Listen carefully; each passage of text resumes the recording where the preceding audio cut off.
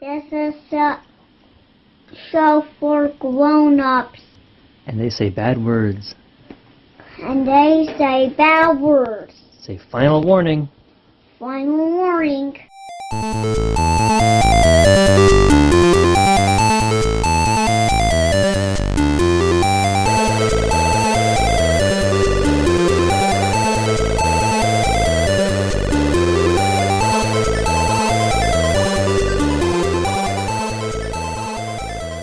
Hello and welcome to the Pot of Blunders. I am your host, Nate Magnuski, and this is part 2 of our Facing the Titans actual play. If you somehow managed to click on this and missed part 1, you're gonna be real fucking confused, man. Go back and listen to part 1. It's really good. But part 2, honestly, is even better. I really, really loved this episode. Before we get into the game, I want to make sure that you know that you can follow the links in the show notes to go support the author of this game, Nicolas Goulix-Ranville. He's an amazing author, amazing designer, and just an all-around good dude. One of the key people, in my opinion, of the French indie RPG scene. And it's just always good to support good and deserving people. And Nicolas is definitely one of those folks. So without further ado, thank you as always for listening, and let's start the show. This is the world phase now. We've moved on to the middle phase of this. And in this, we're back in our companions. We're talking about the things we've experienced out in the world prior to rejoining. So the Titan now is in the background of these conversations we're going to have. Basically, we're catching up. The two tones in this phase are, the positive one is wonders, and the negative one is ruins. So basically, we're talking about our experiences before we rejoined. Sir Digglesby, where were you before you came to this place? How did you occupy your time? Oh, I got a 5 and a 5. Oh, you rolled doubles, and that's a special thing that happens. Hold on. I thought we were going to get away without having any doubles. Doubles expose a threat. When a player rolls a double in the world phase, they have to integrate a threat into the story. The threat is a third party who will act against the company or a companion for a reason of its own. It's a Titan-specific threat. There's a group called the Incendiars. So the Incendiars recover each piece that fell from Satria to analyze it and try to reproduce it. That's the threat that you have to incorporate into your vignette. They're called the Incendiars? Insinyurs.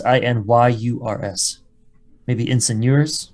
I think the Incendiars are part of that group or that community that follows Satria behind it. Do we give them a name? Because maybe that could be their name. I think I call them the Carrion Walkers or some shit like that. Oh yeah, the Carrion Walkers. But that could be like their common name. Like that's what people will call them when they want to denigrate them. The fucking Carrion Walkers, but they call themselves the Insigneurs. Like you said, they've been collecting parts of Satria as they've fallen off.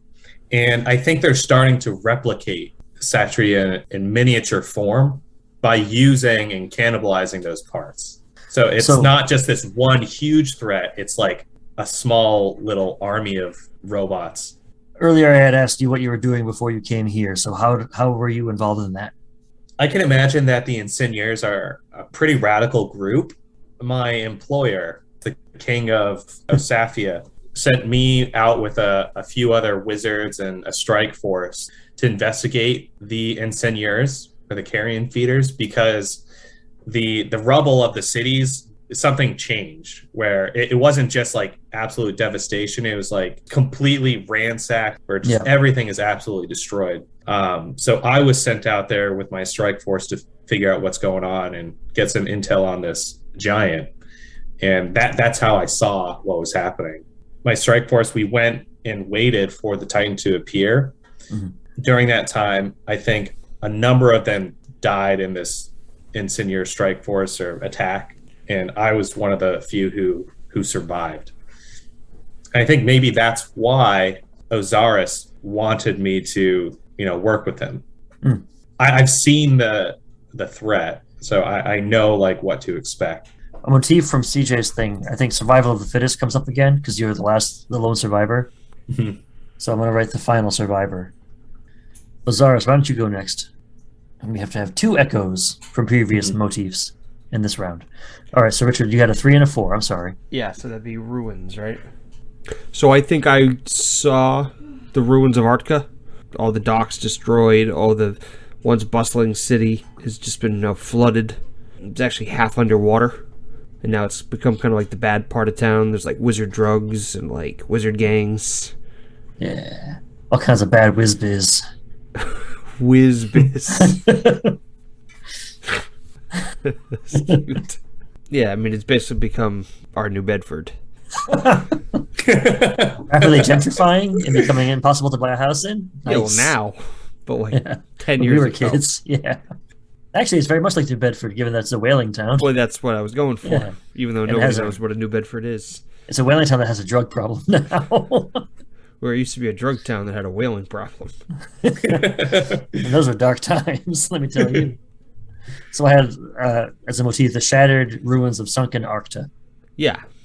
It's All right. New Bedford. All right, 5 and a 3, so wonders. Before you assholes dragged me into here, I was having a lovely time. I was out in this little cottage in the middle of nowhere, using my retirement money to just drink and smoke all day, every day. I had myself, my hunting dog, and no one else for miles and miles around. It was quiet. I didn't give a fuck about Satria. I didn't give a fuck about Osafia. Fuck them. I don't care. I was having a wonderful time. Sometimes somebody would see my little cottage and try to rob me, and I got to kill him and bury him in the backyard. It was great. But no, you shits couldn't leave well enough alone and had to drag me into to save the world. Well, I didn't want to save the world, and I'm still not sold it's a good idea. That was wonderful. That was a wonder. My wonder was my little cottage of peace in the middle of nowhere. I think this is an echo of optimism soaked in bleak realism. It's nice to have a cottage, but in the reality of things, everything's going to get destroyed and die. Is that a stretch? Nah. I wrote tiny points of light that will eventually get snuffed out. As if like a serial killer's log cabin is like a tiny point of light. I'm not a serial killer. If someone tries to rob you, I have ye olde castle doctrine. I have literal castle doctrine. Yeah. I just imagine like some mailman or something coming out into the middle of the woods and knocking on your door, and then you kill them. And then you put like, I don't know, like your vase in his hand, and you're like, oh, you tried to rob me. Excuse me, sir, do you have a moment to talk about our Lord and Savior Satria? Oh, you picked the wrong motherfucking door. Anyone have the next vignette they want to do? CJ, do you want to? I could try it again.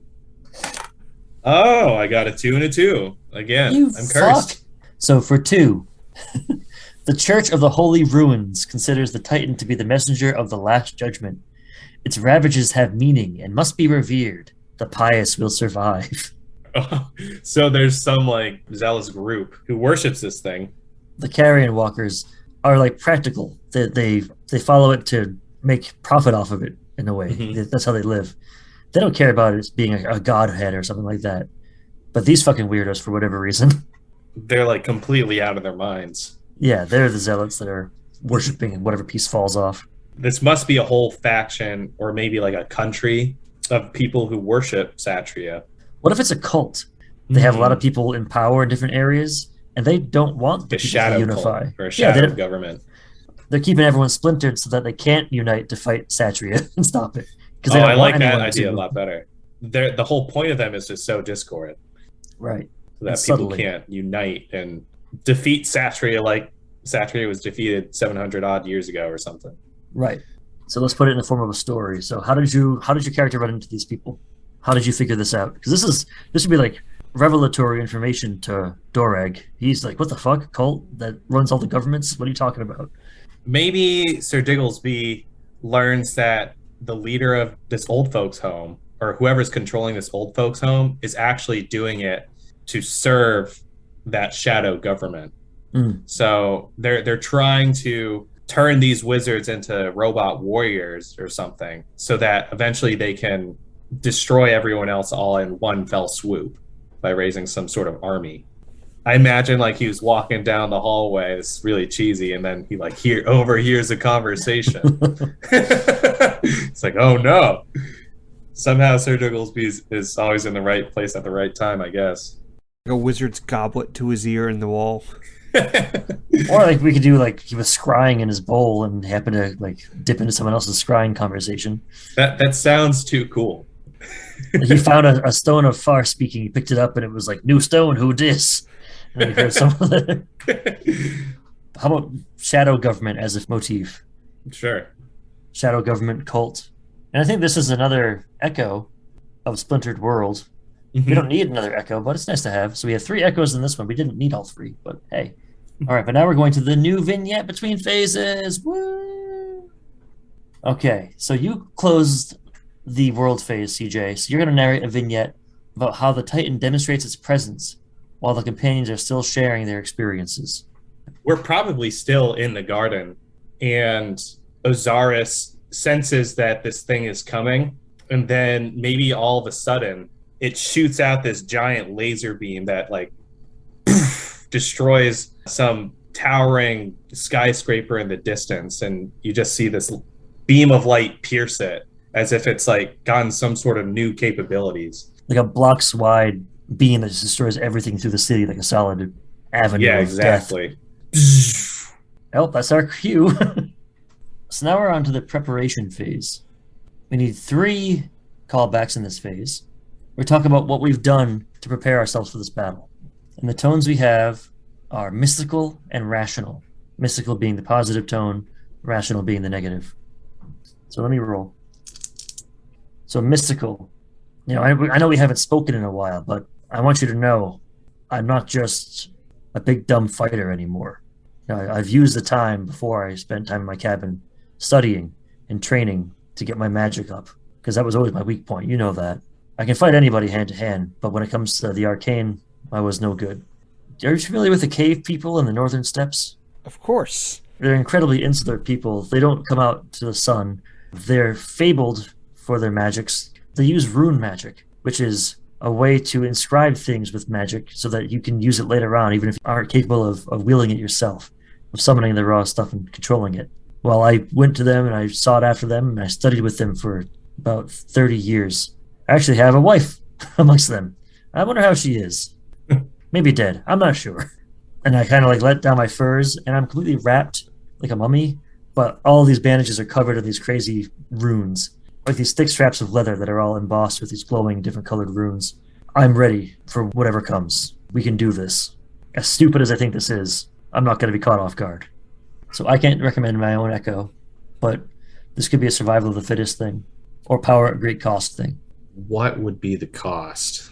30 years to the mole people. So time. Yeah, but you were into it. You fell in love. It wasn't love. It was a marriage of convenience. Yeah. The only way they would reveal to me their secrets is if I was married to one of them and became one of their own. So I found the most desperate, oldest woman I could find and married her. She died, probably, I'm assuming. And I inherited her Her riches and everything. No, there was no riches. It was like a hole in the wall. It sucked. But it was worth it in the end, because now I got these cool magics. So maybe survival of the fittest to be set to like a Rocky montage of like you inscribing the ruins and you're like you banging an old mole lady. Like you're doing all the prep. I'm the best around. I'm going to take you to Mole Pound Town. Yeah, like that. I don't want to write Mole Strange. Let's see what else I can write. Respecting your elders. The mole man rings twice. How about power gained in shadows? I'm writing that because it's better than whatever the fuck you Chuckle Fuck said. I'm going to hand the dice now to Richard. Do you think that's wise? No, but it's going to happen eventually. All right. We got a 6 and a 1. So mystical. My mystical prep. I know that I need to be the strongest wizard in the world to take down the strongest titan in the world. And I've been selective over the years of what magic I steal and suck, because I don't want to make it too obvious, and I don't want to destroy like some of the greatest magic minds of a generation. But I feel like now I've had no choice. So I think for the last couple of months, I've been sneaking out of the nursing home at night, or like astrally projecting halfway across the country, killing wizards. So like you're like a serial murderer ghost. But, yes. Like, yeah, oh yeah, I've like Freddy Krueger these guys in their sleep. But like... Give me your magic, bitch. So like, I have become Wizard Supreme. I didn't want to do it, but it's them or us, and it's the only way I can be strong enough to defeat the Titan. And I can't suggest my own. I mean, you can always suggest that, and then we can edit it out. Oh. Well, because that either goes with sucking magic, Yeah. or power at great cost, because I've wrecked magic for a lot of people because of this. I think that echoes power at great cost really well, but I want to phrase it differently because you're literally an astral projection ghost murdering people. So it doesn't have to be like an idea like that, though, right? Can't a motif be very symbolic, Symbolism, like a yeah. symbolic thing? yeah, it could Where, literally be like- like astral projection murder ghost. You could write that down. That's your motif. Maybe Osiris like magically appears at the top of this wizard tower, and there's just wizards going away on his scrolls, and then he turns around and there's Osiris, and then he just like force lightnings the wizard dude, and Nice. he just dies, and you see his like wizard hat roll off or something, and that's the motif. I think it could be something like that. Which It absolutely can. It absolutely can. I'm gonna write bunch of dead wizards rolling wizard hat. maybe that's what happens each time he kills the wizard. There's always the wizard hat that rolls off. Even if they're not wearing one at the time. Yeah, That's It your just calling appears. card. You leave a crumpled wizard hat. Guys, I am the wizard hat killer. I hate you, WHK. I'll write like mocking letters to the police. It's all in rooms. Oh no! yeah, I mean, it's you are magical. the mastermind behind all this. You brought us all together. All right, CJ, go ahead and tell me how you prepared. Prepared. I got a 4 and a 5. Oh God, rational. Is this the phase where we learn how to beat it? This is this phase. We're talking about the resources we can bring to bear against it in the clash phase. We do need a way to beat this thing. I'm gonna seduce it like a mole lady. Make it my giant bride. Sir Digglesby, always in the right place at the right time. He finds some sort of ancient library that detailed that giant exploding whale way in the past that left the craters. I think he found some old explorer's journal who found these islands. So that got Sir Digglesby thinking, like, maybe these whales could hold the power if in some way that could generate an explosion large enough to destroy Satria. How exactly? I don't know. So we need to get a boat, capture a whale. Or somehow we have to get one. We have to, you've seduced mole people. Maybe you could seduce a whale. On my bucket list. Somehow we could get one of these whales to here, and maybe with enormous magical power that we can channel, the whale will just amplify that into an enormous whale bomb. explosion. Yeah, we can harpoon a whale, drag it alive to the Titan, and Yeah. then explode it. Yeah, drag it out of the sea with our bare hands and make mean- it explode. I think then the final battle should be in the ruins of Arca. Or what if I've figured out how to do it? Like, Yeah. I figured out why this whale generated this enormous explosion, and I know how to replicate that without the whale. What if these whales never die? They get older and more powerful. And what if the whale that exploded, the bones were like crystalline, like almost like diamond, and they were able to be recovered from this crater, and they're in the history museum in town. And you learn that the bones can be used to like channel the harmonics of the magic and amplify them.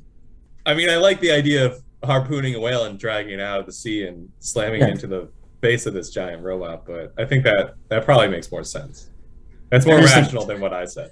I just think geographically, like, it's here blowing up a city that we're in currently right now, so we're gonna fuck off. Yeah, we way got to up do it now. north. Yeah. Maybe what powers each of these cities is that there's a whale in like a SeaWorld type tank that they keep alive. So like Nice. like the power plant is literally one giant magic whale. Like the Like oldest this- ones they can find. Yeah, but it's horrific. Like a big whale, like treated like that, like way worse than SeaWorld. Oh my god. Like it's got a That's disgusting. it's in a big, a tiny tank where it literally can't move, and it's just got hundreds of electrodes and things hanging off of it. So if we can lure Satria towards it, and we can use our magics and my runes and whatnot to explode this fucking whale, Yeah. and use all of its energy at once. And that's power at great cost, because in doing so, we'll destroy the power source for the city. We'll probably destroy And the maybe city. the city itself too, Yeah. Well, that's and everyone that lives there. Which, without magic, we're doing them a favor. Exploding whale bomb? Whale bomb? Exploding whale bomb, yeah.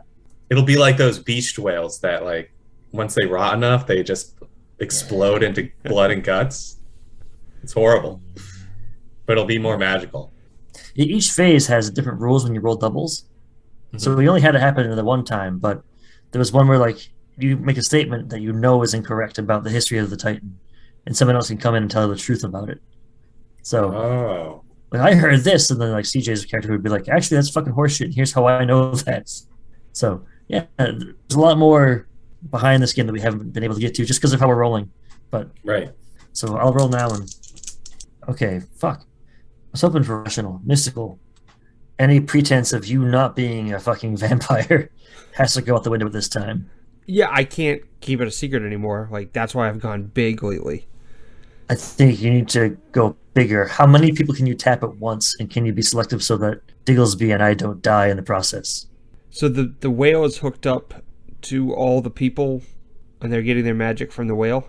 It's powering the industry, at least. Maybe they don't get their individual magic from it, but What if I could, before we explode the whale, I could like hotwire myself into the whale and reverse polarities, and then Of course. and then absorb all the whale magic. well, then the whale wouldn't have enough magic to explode. Yeah, but I'd have a lot of magic though. We didn't say that the magic made it explode. I think it was implied.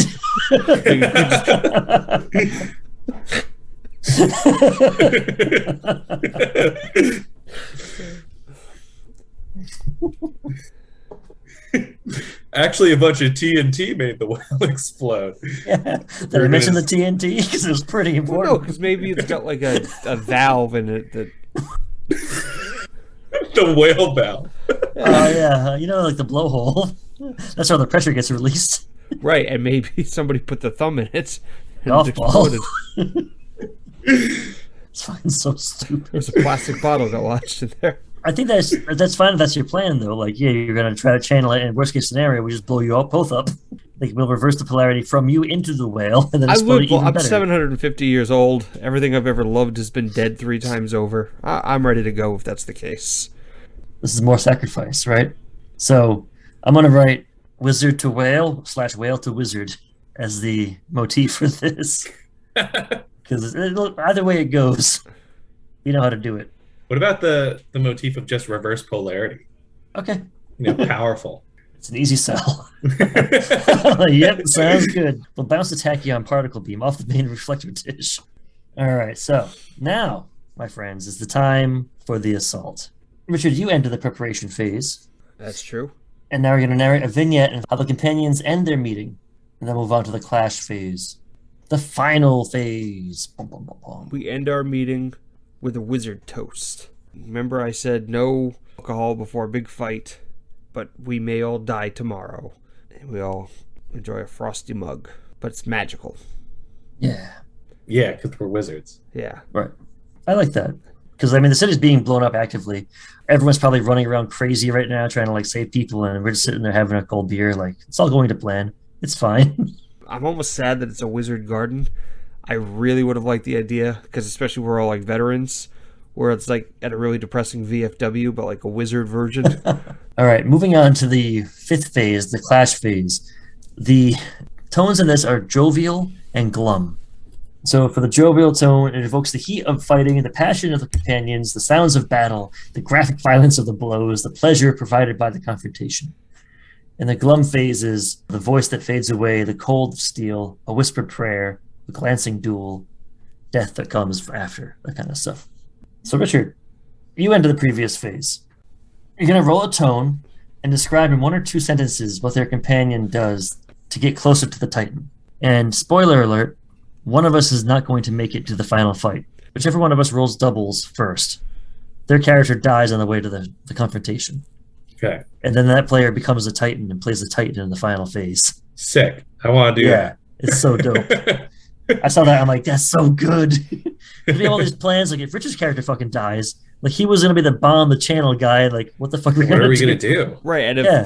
if the Titan absorbed my powers, Yeah, That's bad like- news.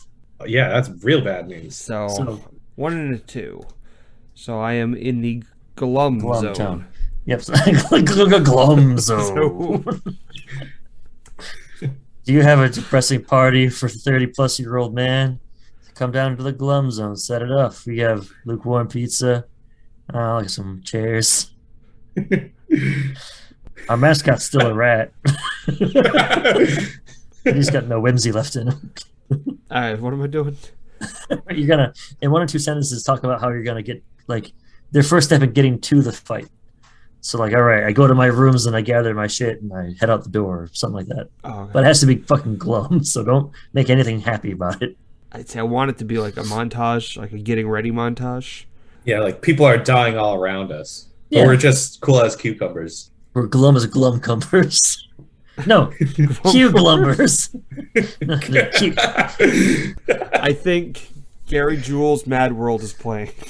I am looking at pictures of my like 13 wives that have all died.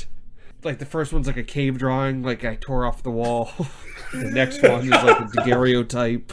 That's a big jump. Yeah, I just wanted to use daguerreotype in a sentence. Oh, good. But you haven't done that today. Yes, I have. Hey, Jenna, pass me that daguerreotype. Everybody in the nursing home is getting slaughtered by the mini robots, you see. Because they can fit in a nursing home. The Titan can't. That's the advantage. They have very strong hands. Yeah. I have a wizard Nice. duffel bag that's like small, but I can put big things in it. It's like a TARDIS for a bag. Like a Mary Poppins bag. Yeah, like a Mary Poppins bag. And I'm putting like wizard bazookas in it. And like, I'm just putting wizard in front of things and it makes it magical. Oh, perfect. But the point is, I can fit big things in a little bag. It's visually interesting. Were you 2 keeping the seconds. wizard bazookas in your room? In the bag. So you took them out and are putting them back in. Yeah. I was You're like- cleaning them. You're Yeah, like, like hey it's- guys, look at my wizard bazooka. So This it's only pretty two. cool. It's 2 sentences. So Yeah. And then we go to the next Okay. person and see if they roll doubles. And we keep going until somebody rolls doubles. And then that person's fucking eats it. also the clash phase doesn't begin until somebody rolls doubles.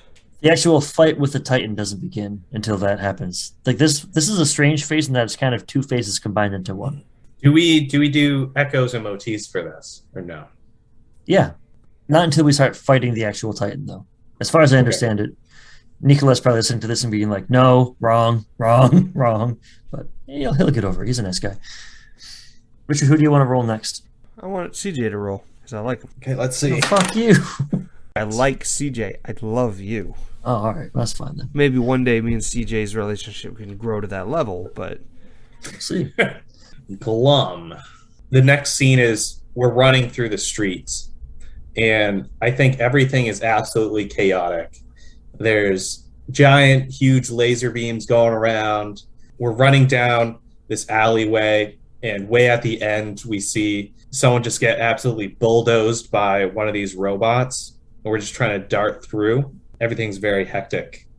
6 and a 5. Ooh. I think as we're running and we're seeing the buildings explode, I'm laughing. This is the most fun I've had since you assholes dragged me here. I see a robot, I smash it with my mace arm. I'm reaching into my bag and pulling out my rune-carved helmet, shoving it on my head, and I'm just having the time of my life. Some scared person walks in front of me, smash them down, hop over their body, keep running. Now it's back to you, Richard. you only feel alive when you're in battle Yeah. or banging a mole person. Yeah. 3 and a 4. Hey, baby, come over here. Let me check you for moles.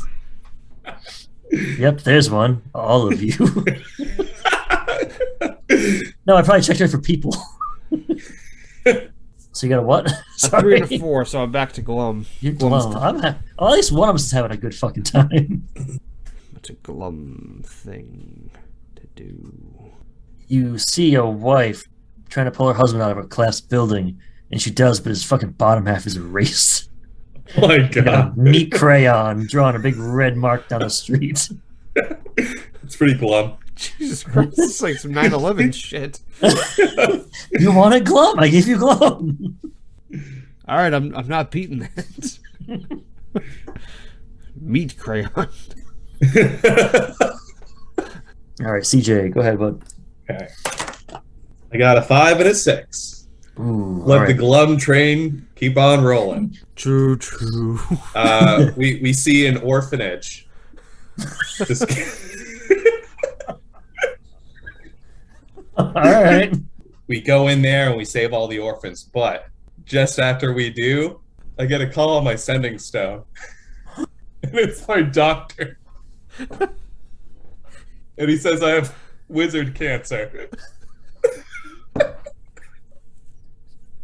You set us up with the orphans. It's so stupid. It's so good. Hey, babe. Yeah, it's me. You might want to get yourself tested. Looks like a wizard cancer. Damn. This is the second episode in a row we've mentioned someone getting cancer. We're broken people, CJ.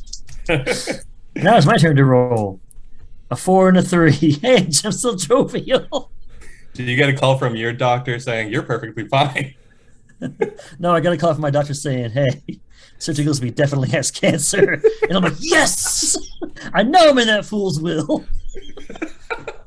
It's all coming up Millhouse. I'm going to have a 2-story cabin when I move back. I'm leaving it like that. You can deal with it. 5 and a 5. Oh, Richard is Oh, the no. Titan. Oh, very no, because, yeah, we're screwed now. The double brings death. If the player rolls a double during the assault, their companion dies. Using one of the tones of the Titan now, Richard. Describe how your guy dies. This is the last time he'll be in this game. I guess we'll go night. This was all part of my plan. I know my wizard body is getting old. I can't sustain myself any longer in this flesh body I have. I can only hold so much magic in this meat suit. So, my plan all along was to find the most powerful being, let it destroy me, finally, and I can combine our mega souls, and I will have complete will over the Titan. And I will become the most powerful thing on the earth, and I will destroy you all. Oh, so you took it very literally that you become the Titan. Oh, yeah. Plus, this way I don't get killed. It's what I wanted, see. So why did you lure us here to fight the Titan then? That's what I was going to ask. To suck your powers, because that's why I summoned you there originally. But I kind of liked you, so I didn't. We got to talking about old times. I learned that you had a family of mole Wonderful people. mole wife who may or may not be alive. Drugs. And also CJ was there. Yeah. You're the Titan now. You have some special rules you got to follow. Okay. The Clash is built on the same foundation of rules as the other phases, with tones and motifs and echoes. So now we can start doing the echoes again. Every one of the motifs has to be an echo of something that happened before. Mm-hmm. So we're going to bring it all home now. CJ, if you and I get to the 4th motif before we both roll doubles, we survive. We win the game. Richard doesn't want that to happen. He wants to murder us. It's likely that we'll win, but not guaranteed. Richard, you're rolling here as the Titans to give us challenges, but you're supposed to be escalating your stuff. So you have to show how the Titan is now aware of us. Mm-hmm. And of course you would, because he's got your wizard brain in there now. Right. And the things you're doing to destroy us, destroy the world around you, show its power, show its destructive force, and try to murder us. Who? I guess, Richard, you can choose who you want to target first. I will target you first, because you're the younger of the two, and I don't respect you as much. That makes sense. Well, I gotta escalate, so I'll start small. And really that I could make the same offer to CJ. Mr. Biggles? No. Mr. Bigglesworth. Digglesby. Sir Digglesby. Sir Diddles. Dr. Diggles. Dr. Diddles. DJ Diddles. No, Dr. Diddleby. What the fuck is shit? Mr. It's the second time someone's mentioned DJ Diddles in the past 2 weeks, too. Corey mentioned it last time. Sir Digglesworth. Digglesby. Digglesby. Okay. I can make the same offer to Sir Digglesby. Why fight me? You will never be as powerful as me, but I can guarantee you eternal metal life in one of my minion bots. So don't fight me. Join me. And together, we can rule the galaxy. Is this like a telepathic message? No, I'm yelling. Oh, you're Hey! yelling? Yeah, 'cause I'm real tall. Okay, I rolled a 5 and a 3. So I think I consider your offer for a moment. I can live in a cabin as a robot. But then I realized I'll never be left alone if I'm under your sway. You always have me doing something. That's the kind of guy you are. You don't respect autonomy. That's your fucking problem. So I say no. I spit on your foot. I rip off one of the runes on my sleeve and I throw it at your feet and it explodes. It leaves like a 5-foot crater next to your foot. Ow! Ow, my foot. A little. CJ. Do I respond to that same prompt? You can. We're playing a little fast and loose with the rules, but that's kind of our nature anyway. I got a 2 and a 1. So jovial. Right. And you can also describe what you want to do instead. Like I threw that little thing. You could say like, oh, I'm going to climb inside of him or whatever. Sir Digglesby is going to make a run for the whale still. Even though we don't have Osiris's power, I think Sir Digglesby knows how to make the whale go boom. He's morally opposed to the idea of putting your body into a robot. So he rejects Satrius Osiris. So he continues to run down the street, dodging lasers and robots and orphanages and stuff. Does that harken back to the motif of exploding whale bomb? I think it does. So making a run for the bomb. You finish your sentence. Now it goes back to Richard. So I see Digglesby running toward the whale. I don't want him to explode that whale because I know there's a lot of power in that whale. And really my plan sounded stupid, leading everybody to the thing that could explode me. But in all actuality, I just want to get close to the thing to absorb its power as well. Absorb its power as whale. Old whale that ends whale. Oh, that's what we should call this episode. So again, I have magic. Can I? Yeah, I can do anything I want. I'm a fucking... It's magic. 600-foot tall titan. I will zap him with freeze juice, and I will freeze him in place. So now I roll to respond. Yep. A 1 and a 2. So something again. glum. Yeah. Sir Digglesby is an accomplished wizard. He sees this freeze ray coming at him, and he's still charging for the whale as fast as he can. And he sees this freeze ray, and he kind of just counterspells it and creates like a shield around himself. The whole block around him is just absolutely devastated and covered in this sheet of ice. And you can see people frozen in place, instantly turning into ice. It's like an old married couple holding hands as they freeze to death. Yeah. Because it's glum. There's a puppy that got frozen solid. There's a hot dog stand. He's like, aw. No, he was jumping in midair to catch a ball when he froze. So then he lands and shatters. Mm-hmm. There's a guy eating ice cream getting brain freeze, and I was going to have that forever. And you hear his sending stone go off. And it's his doctor. All right, so now it goes back to Richard. We can't connect our own actions to echoes from the past. Like, it has to be like, Nathan, you have to call out my echo and I have to call out your echo, right? Yep. So we have to like kind of alley-oop it to each other. I just figured we'd make this scene last a little longer to torture Richard as long as we can. You know? Mm-hmm. I hit my stride. Look, I've only threw up once in my mouth, so I'm doing good. You know what? I am going to levitate the whale. I'm going to use my powers to levitate the whale. And in doing so, I will throw the whale at you. Not enough to explode it, but just to crush you. Who? You. Okay. So the fucking whale's flying at me. Okay. 6 and a 3. A jovial. I stomp really hard, activating runes in my boots, and I'm flying up at you now. And I'm flying towards the crease in your armor, right in your knee. And now, just like in all those dreams you had in high school, I'm inside of you. And I'm just wailing around in there. I'm just like trying to smash all your pieces so you can stop moving. So I'm pulling cords. I'm smashing into things that are supporting you. I'm just trying to fuck up your whole knee situation. So if I get you to fall down, at least you're not able to advance anymore. Is that anything that we can use for a motif? How can I connect this? I don't think we can. Sure we can. It's your power gained in the shadows. So while you're in the shadows of my knee, because you're inside of me, maybe all the inside magic is like reflecting off of you and you're getting stronger from being inside me. And my runes are like absorbing it, glowing brighter. Could be. Okay. With that, maybe that would be reverse polarity. Because like You're absorbing. I'm just sucking you from the inside. Sucking Oh my you God. from the inside. Yeah. All right. What happens now, Richard? All right, well, my nanobots are going to put a stop to you and your shenanigans. Oh, no. The robots that were built from my old parts Oh, yeah. that are enslaved Oh, yeah. by the elderly wizard people. What is it, like Inseniors or something? Yeah, the Insigneurs, yeah. They're all inside me, too. And they're fixing me from the inside out. So they see you as a foreign invader, because you are, and they rush to my knee, and like 10 of them jump on top of you and to try to throw you out. Alrighty. Glum. I think I managed to scramble up. Like I'm going up your thigh bone now, like on the inside. There's like a place to crawl, but I'm being torn to shit. My boots are off. My feet are scraped up. I can barely hold on because I only have one hand still. And with my teeth, I'm able to bite another section of runes and I throw them down behind me and it explodes. But now I've lost that much more power and I am horribly injured. Like I'm bleeding out.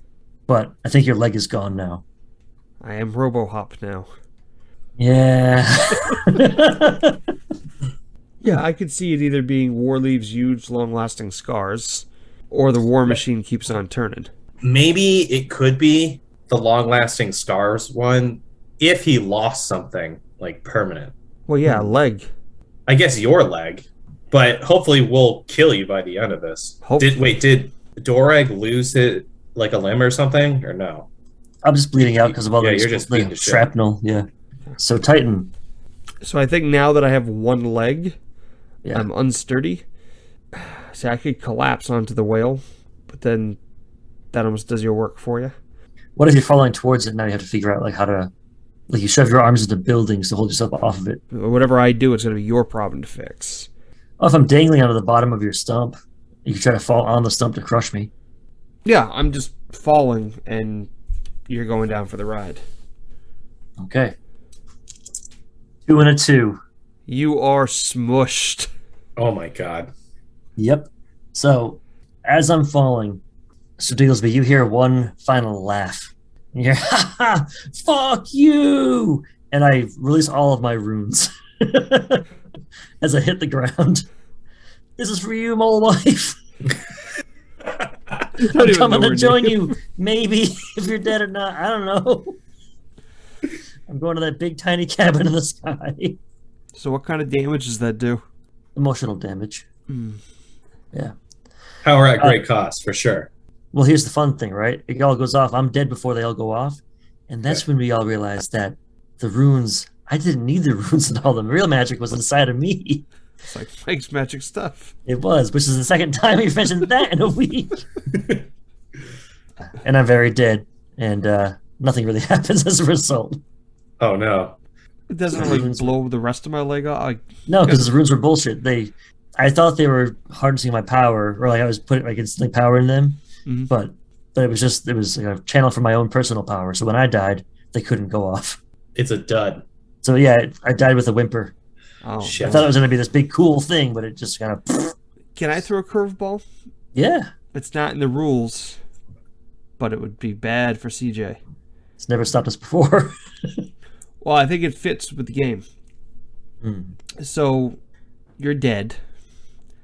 But, like, I think I'm talking to your soul as it's leaving your body. Because, you know. Yeah. And I say, okay, well, you fought a good fight. You've proven yourself worthy.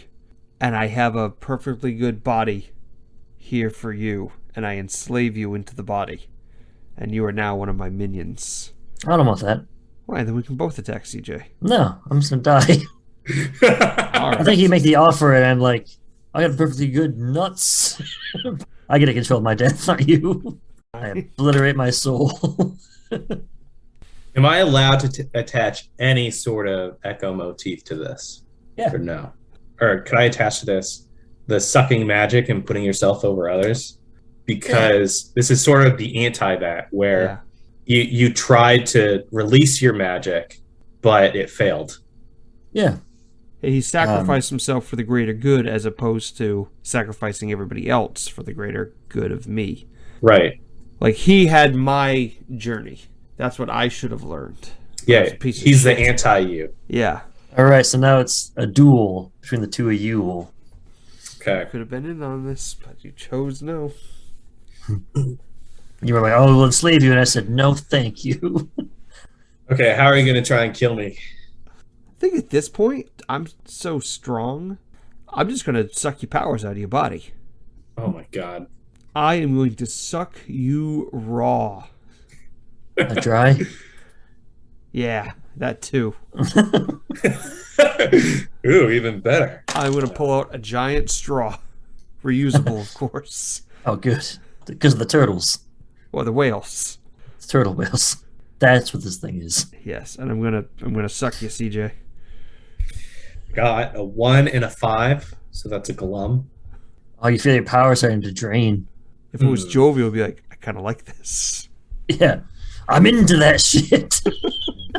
And I blow my magic load on you, and you die from the. Let me alter this a little bit. I think it's a little silly that we're in one of the most technologically advanced magical cities in the world, and we're the only two people who are trying to do anything about it. So I imagine that as this giant robot is attacking, all sorts of like city defenses, like shooting like magical laser beams at you and trying to blow you up, it's futile because you start to try to suck up the magic from everywhere, leeching away from the city itself. Maybe I'm just a little bit too small for that, or maybe I have a timer on, like, oh no, I gotta ignite the whale before this sucks away my life force completely or something. Could you get an echo from that? Yeah, we could do, I mean, again, sucking magic, but we could also do... Survival of the fittest. Or what about tiny points of light that will eventually get snuffed out? Where, like I'm sucking out the last bit of resistance. Yeah, like you're sucking away the magical force that eventually it's going to get snuffed out. So now we can move to the epilogue. Wait, Yeah. I think we have one more, right? Yeah, he's not dead No. yet. Making a run for the bomb, sucking you from the inside, sacrifice yourself but no for no gain, suck all that light. I thought it was only over when he rolled a 2. Oh, I guess he could win, right? Yeah, that's what happened just now. Sir Digglesby is running, and he feels woozy because Satria Osiris is sucking the magic out of the city at this point. And he's stumbling over towards this whale, and he collapses on top of it. In his final moments, he reaches out and touches the whale, and he recites some sort of incantation, and you can see this minor spark leaving his fingertips, and then just one enormous explosion just engulfs the whole city. So for the epilogue, Richard and I, as our companions, not the Titan, have to incorporate 2 motifs into our epilogue. It's a vignette. We discuss the legacy of our character, the impact they have on the world. And then the Titan's player, you'll discuss how you die. You'll discuss the very end battle. See, my character died first. That's sad. As I die, across time and space, we see the outside of a cave, and we go into that cave, and we see like a bustling underground metropolis of all these people. And then it goes to the poor neighborhood, past all these strange subterranean temples, markets, and strange beasts. There's no light besides the light given off from some fungus and some strange crystals. And then we see a small home dug into the side of a cave. There's a woman in there, and she's looking down into this dark pool where images of our battle are flitting across the surface in real time, like she's seeing it. And she sees me die. She kind of nods and goes, "Good." And that's my epilogue. My mole wife. Oh, see, I thought... You must not have been a very good husband. No. I thought there was going to be like a child, like a little mole child with a big, long, giant wizard beard. And he'd be like, I don't know who his father is. Say it wasn't you. All right, CJ. We jump into the future, an unknown amount of time. You see this bustling city where there's flying ships and magic radiating everywhere. The sun is shining down. It's calm, and despite all the technology, you can still hear like birds chirping. There is this square in the city where in the center is a statue of Sir Digglesby. there's a ceremony in front of it of the army that Sir Digglesby was a part of when he was a wizard. They are holding a ceremony, and you see a soldier walking down with a bouquet of flowers, and they rest it in front of the statue. So CJ, we won the day. We fucking kicked Richard's ass. He should feel bad about it. We get to pick 2 tones, one positive tone and one negative tone from the past history of the game. And then Richard has to roll, and then whatever he ends up with, he'll have to tell his vignette using. You want to pick the positive tone? I'll pick the negative tone? Sure. I'll do mystical. I'm going to do ruins. Okay, and I will roll a 5 and a 1. So mystical. Once the tones have been chosen, the Titan player rolls the dice, which you did. So this vignette is intended to reveal the future of the Titan if it survived the clash, which you fucking didn't. The future of the world following the events told can be discussed. We must imagine this vignette as the last scene of a movie, closing main intrigues, but possibly leading to a final twist or open ending. I think we see a flower garden. Things have started to grow again in the city. A lot of times gone by, they're rebuilding. Children are playing. You just see the top of a child, a little girl in like a little girl dress. And she's going down what appears to be a slide. But as the camera pulls out, they've taken bits of my Titan body. So like there's a hand. She's like sliding down my fingers. Parts of me are throughout the city is like my leg maybe is a street light now. Things like that. I'm watching from the other side of the gate, this playground, looking at or someone is watching. You see a figure watching. Yeah, that's it. In like a trench coat or something. He's all in shadow. So a strange man in a trench coat is watching a little girl on the playground, Yes. Yeah. And the camera turns around, and it's one of the really battle-damaged Titan's robots, and it's barely holding together. But you can tell, somehow, that Osiris is inside there. And he's plotting his revenge, but now is stuck in this metallic body. So I imagine like in a movie, you would have had some kind of physical tick or tell that we like kept bringing back subtly throughout the entirety of the thing. Your eyes like light up with magical arcane energy or something. Like that. No. I'm there and I'm barely holding it together, and the little girl is going down the slide. And maybe like as she's playing, I'm like waving my magic hand, and all of a sudden my other dead hand that's a slide now like starts to slowly move. Cut to black. And that is facing the Titan. So what you guys think? It's tough. It is tough. There's a lot of rules. You have to be very creative too. Yeah. It's all about being, very, very creative and keeping everything in mind too, because you have to connect all the motifs. And I think it would be easier if we were together in the same room, because then we'd have a shared sheet. We'd have index cards with our locations and our people and all that. Mm-hmm. But, I created on Google Drive, I use like basically, what do they call it? The sheet, the Excel sheet, but for Google to jerry rig something, and it worked well enough, but yeah, it wasn't a perfect solution. This seems like it could have been a really simple narrative game, but I kind of like the fiddly bits to it. It gives it a complexity that most narrative games are lacking. I kind of like the ritualisticness of it. Like every phase has its own things you have to do, and they're related to previous things, but they're slightly different. I like the doubles rules too. That was kind of cool. I like the tones. I think I generally tend to have either a dark sense of humor or like a total Looney Tunes, Wile E. Coyote sensibility when I play a lot of these games. So it was nice to have the tone first. There's creativity in being limited. Right. So you have a blank page, and that's hard. But if you have like a prompt for writing, now you can start getting stuff. Right. And not even so much a prompt, but just a tone. And I feel like the first time playing through this game, it's a fairly steep learning curve. Mm-hmm. I feel like if we get together tomorrow to play this again, it would be like no problem. We'd have it mastered. We'd be able to breeze through it without having to recheck the rules and go back through it. One thing the author did do is at the end of every phase chapter in the rulebook, there's like a one-page summary sheet that says, okay, here's each part of this phase. So real simple, real clear. So I could see just printing those out afterwards and being like, okay, now we can refer to this whenever we need. Is this a game, though? Hmm. It's to me, it's similar like when we do our Magic the Gathering or our Yu-Gi-Oh card games, where it's here's a bunch of shit, make it fit, and it's fun to get together and tell a story and put stuff together. It's not really a game, is it? I think you can argue that it's not a game until the end phase, because then there's a chance to lose and win. It's a story generating system up until that point.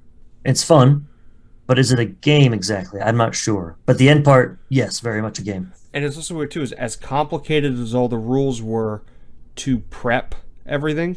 Yeah. When it gets to the fight where you think there would be a lot of rules, then that's like the easiest thing in the world. Right.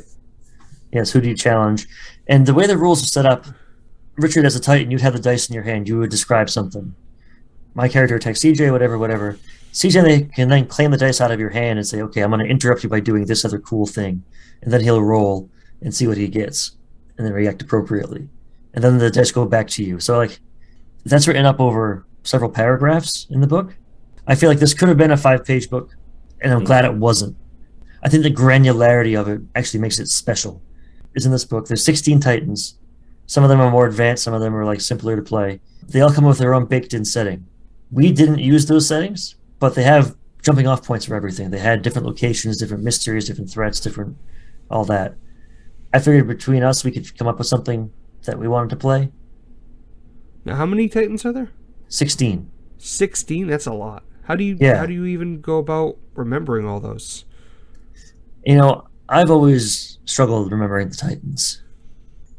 I had fun with this game. I will play this again. This, for me, is kind of like a quiet year type game. Where is it a game exactly? It depends how you define it. I say yes. It's a role-playing game. It's not Monopoly. Yeah. I think objectively it is a game because there's rules to it. You don't necessarily, like you said, win or lose until the end. Mm-hmm. But it challenges you to play it in a certain way, which requires a lot of creativity. Yeah. Just because there's rules doesn't mean it's a game. You go to work every day and they have rules there, but it's not fun. It's not a game. True. It's not fun, but it's a game. And you can lose at it. It's a rat race, man. And we're all in it. Life is a game. Yeah. Yesterday, life seemed just an easy game to play. How I long for yesterday. Thank you both for coming on the show. Richard, not you so much. You're going to have to be here, so fuck you. Thank you, CJ. I don't have to be. Yeah, you do. Thank you, CJ, for coming on the show. Appreciate you, man. Always a good time to have you on. Hit the record button. Yeah, I don't know where that is. You're lucky I can't find that button, Richard. I'd replace you with a houseplant. Before we wrap up, I want to say thank you to all our patrons out there for supporting us. And without you, we couldn't do this stupid shit. I use your Patreon money to buy this game. So thanks. And I'm sure Nikolai also thanks you. So if you want to join the party and support us on Patreon, go to patreon.com/potofblunders. Richard, tell the good folks what they get. They get to hang out with us in exclusive Discord chat rooms. They get access to our bi-weekly. Our twice a month. That's the one. Twice a month we put out a little show called Jumping the Street Sharks, which we're very proud of. And as of now, it's an exclusive to Patreons. Also, I write games. And if you are a patron, I give you a free, well, not a free, you fucking paid for it, a copy of whatever game I make. And there's how many to date? 2, but I have a 3rd in the works. And for the Pot of Blunders, I've been Nate Magnuski. May all your D's be 12s.